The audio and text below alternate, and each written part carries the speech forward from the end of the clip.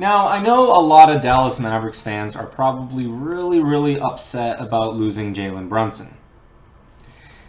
So upset that some of you are comparing it to not re-signing Steve Nash? Okay, let's get one thing out of the air really quickly. Steve Nash was an all-star, an all-NBA talent, and became an MVP the season he left. That's why it stung, because he was an MVP the season after. Jalen Brunson would be lucky to be an all-star next year, and this is not a knock on the dude. He's just not that. So let's calm down. Let's not overreact. I get why a lot of Mavericks fans are overreacting. We had such a great start to the summer by getting Christian Wood from the Rockets. And after that great start, now we might lose Jalen Brunson. Probably will. So, let's take a moment to be sad. And yes, Brunson was our second best player this year after Porzingis left. Yes, he did just average 22 points a game almost in the playoffs. Yes, he did score 41 in a decisive Game 2 without Luka Doncic. Yes, he was the second best creator on this team. Yes, he was perhaps the best second-round pick that Dallas has ever had. All of this is true. So let us take a moment to mourn the departure of our Brunson. Okay, now that we've been sad enough, let's go win some titles. What's up, everyone? This is Dallas41 coming back at you with another YouTube video. And today, we're going to be talking about how we can salvage this offseason and make the Dallas Mavericks champions. I know it sounds really weird. I know it sounds very optimistic given the fact that right now the Dallas Mavericks offseason has been certifiably meh. However, I think that I'm not going to say simple, but 4 transactions are good enough to make this team official contenders because they're already contenders. If you make the Western Conference Finals or the Eastern Conference Finals for that matter, I don't care what kind of team you are. I don't care if you get swept. That means you are one of the 4 best teams in the NBA, and you can contend for a championship. The Dallas Mavericks can contend for a championship. We just have to put the right pieces together to do it. Losing Brunson sucks, but we have to deal with it, and deal with it we shall. So, I know the situation is dire. Right now, even without re-signing Brunson, we're pretty much hard-capped. So, honestly, if you're looking at the free agent market and you're a Dallas Mavericks fan, you probably look something like this. However, that is okay. Because I have spent minutes scouring the free agent market. I have tried trades. Some of those trades have even been successful. And I'm willing to say that I'm ready to make this Dallas Mavericks team championship winners. So stay tuned. First of all, let's find out what we actually need to do to become champions. What's our to-do list? Well, it's not that long, thankfully. We need 2 very important things. Technically 3, but whatever. 1, an offensive spark plug. That's key. And 2, a rim protector / big man depth. Those are the 2 things we need right now to become contenders. And the conversation around offensive spark plug is really just a conversation around who do we replace Jalen Brunson with. Because even though Tim Hardaway Jr. is due to come back next season, we can't expect Hardaway Jr. to pick up the slack for Brunson, especially after missing most of the season with an injury. No, we need someone better. someone different, someone at least as skilled, if not more skilled, than Brunson can be right now. We need somebody that makes you think of Sexton. Collin Sexton. And it makes sense. Collin Sexton, let's not forget, 2 years ago, was literally the offense for the Cleveland Cavaliers. Now, a Cavaliers team that was very, very bad, but he was still the heliocentric offense for them. And even though he is only a restricted free agent, it looks like Cleveland doesn't really want to expend that much energy to try to keep him. According to the Cleveland Daily Report, the exact quote used, I believe, was, "The Cavaliers don't want to hold Collin Sexton hostage," which is essentially a euphemism for unless everyone just gives him really, really weak offers that we can easily match, we're not going to go out of our way to keep him. So, on that end, the Cavaliers aren't desperate about keeping Sexton. And does Sexton even want to be there? Let's examine why Sexton probably wants out of Cleveland. 2 years ago, as I've already mentioned, Collin Sexton was the offense for the Cavaliers. He averaged around 20 points, shot around 38% from three, about 47% from the field, I believe. He was their offense. Last year, he went out with an injury, and Darius Garland took over. Darius Garland became an all-star. Now, Collin Sexton went from being the first option to playing second fiddle to Darius Garland. He went from being Damian Lillard to being CJ McCollum in 1 year. But I don't think Sexton wants to be in that position because in terms of offensive skills, in terms of offensive repertoire, I don't think that Collin Sexton is that far behind Darius Garland in terms of skill. But he's going to be treated like a second option in Cleveland, especially with guys like Jared Allen, Kevin Love, Larry Markkinen, Evan Mobley in the front court. You know, the backcourt is going to be basically run entirely through Darius Garland. And I think Collin Sexton's mentality is, if I'm going to play second fiddle, I'm going to play second fiddle to someone who anyone would have to play second fiddle to, i.e. Luka Doncic. Now, he is a restricted free agent, and we don't have the cap space to just sign him, so he would have to go to Cleveland in a sign-and-trade. Now, sign-and-trades, it doesn't have to be equal value. You're probably never going to get equal value, but if Collin Sexton says to the Cavaliers, look, I want to be a Dallas Maverick, make it happen, I think the Cavaliers will definitely accept a package of Davis Bertans, Frank Ntilikina, and a second-round pick for Sexton. I think that's definitely, they're getting something for Sexton. They're getting something of worth for Sexton. They're not letting him walk just like that. Another forward wouldn't hurt Cleveland. A defensive-minded point guard to put next to Rondo, that would be nice to put next to Garland. And for Dallas, it also makes sense. Collin Sexton is that kind of instant offense guy that you can count on.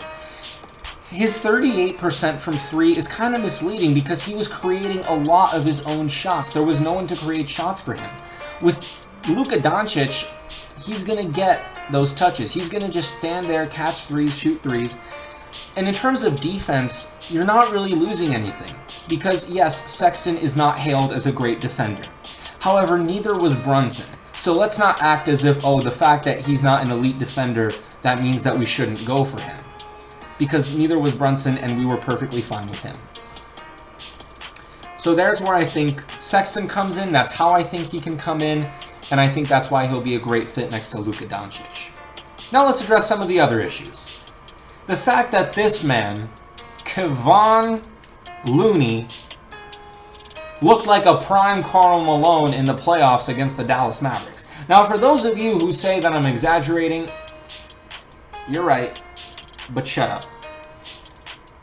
Explain to me how a guy who averages 5 points and 7 rebounds a game in the regular season goes to average 11 points and 11 rebounds, a double-double against you in the playoffs. This guy, Kevon Looney. It's a sign that Dallas's interior is inferior. And I'm sorry, but Christian Wood isn't going to fix this. Christian Wood does solve the rebounding issue. Yes, he does average double-digit rebounds. But Nikola Vucevic in Chicago also averages double-digit rebounds. And I think every Chicago Bulls fan will tell you that he's dead weight on defense.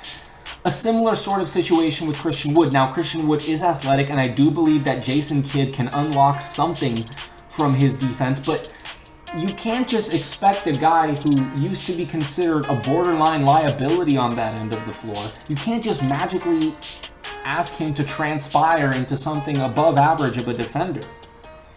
Which is why I have engineered a trade.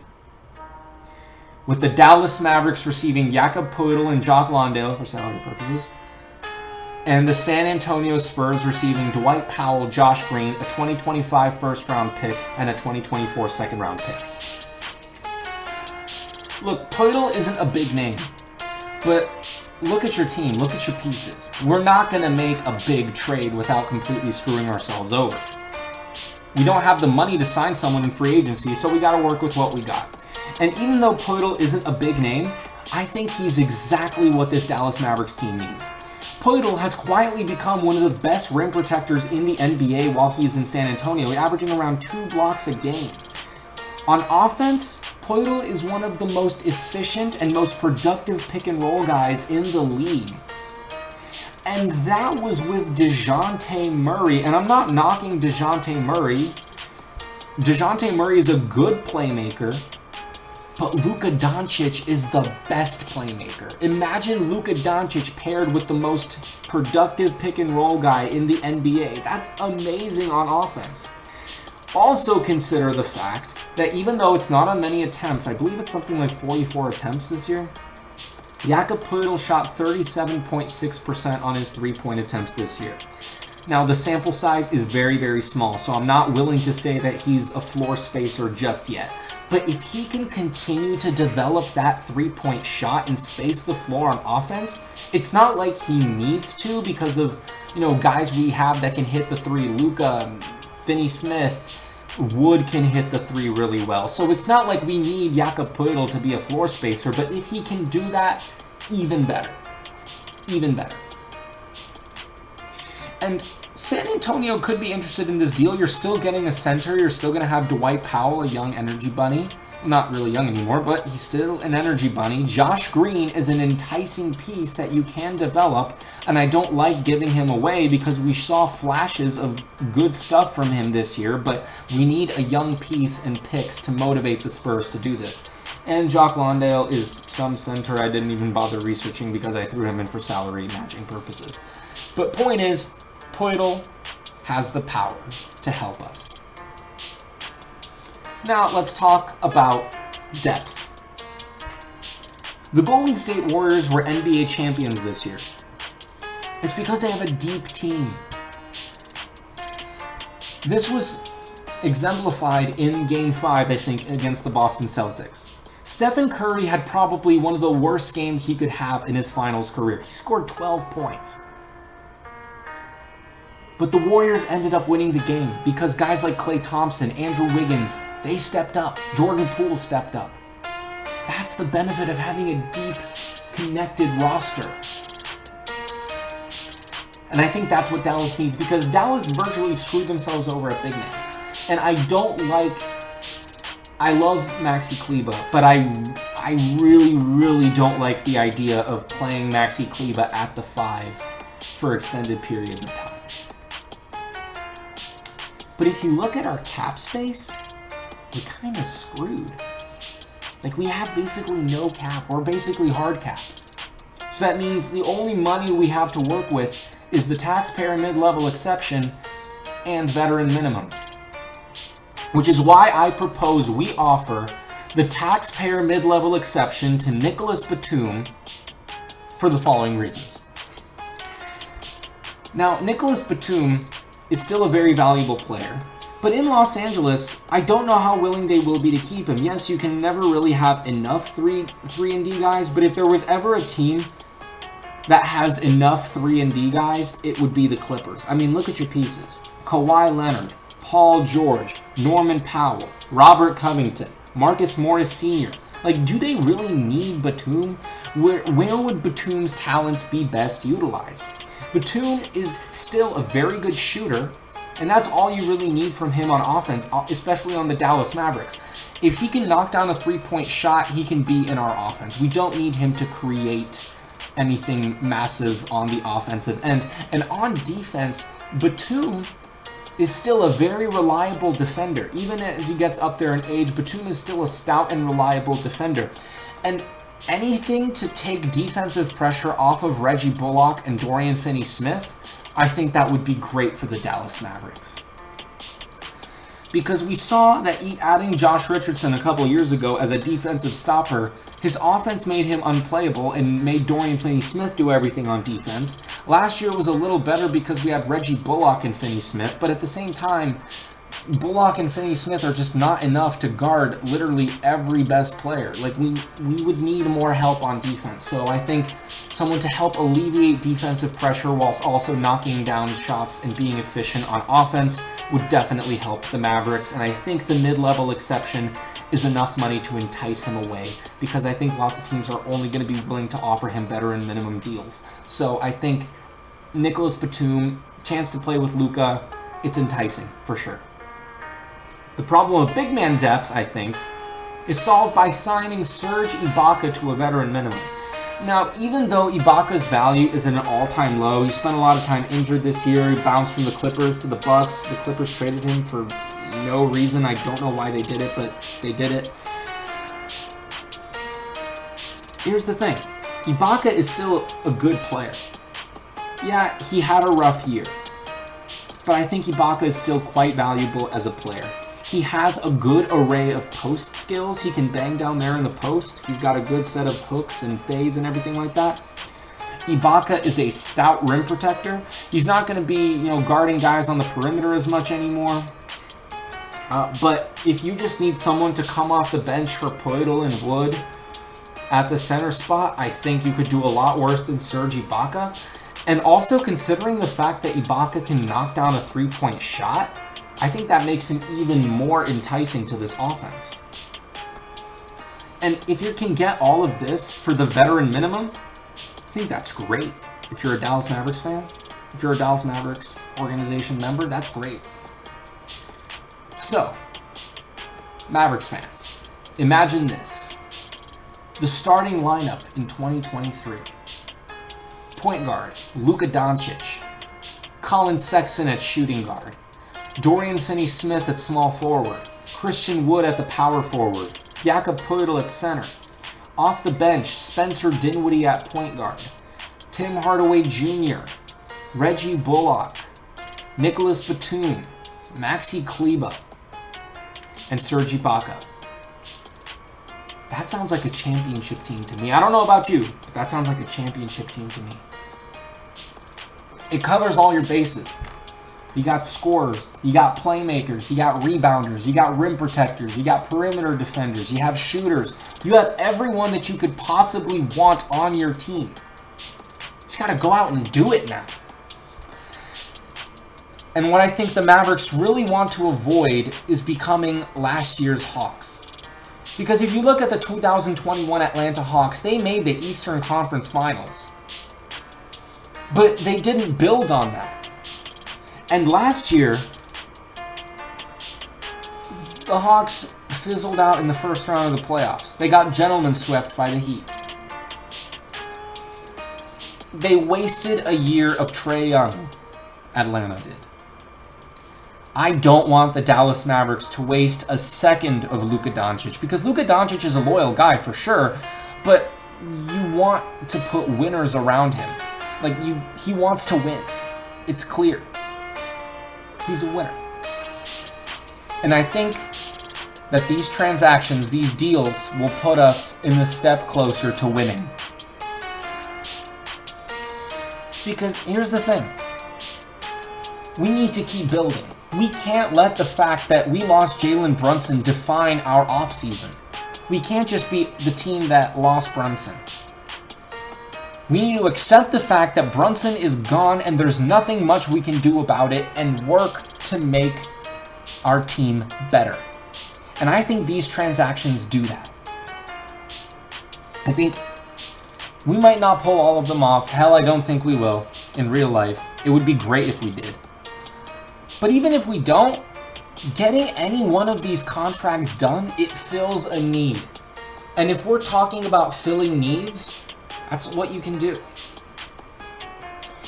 So, let me know in the comments section below what you think about these deals. Is there anyone else I've missed? Honestly, I had an entire list of different trades, different free agents that we could talk about.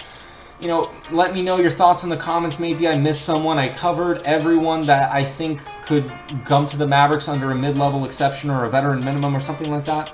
The trades, they don't really get much better than what I did. I think we just got to go out and do it now. So please like this video, share this video with as many people as you can. Let's get Nico Harrison to watch this to get his brain going. Because I know we're all very sad about Brunson, but we can't afford to sulk. Free agency is ticking. It opens up on Friday, and we already have to have a list of candidates that we're ready to go and ready to sign. So, without further ado, that is a wrap for this video, and this is Dallas41, signing off.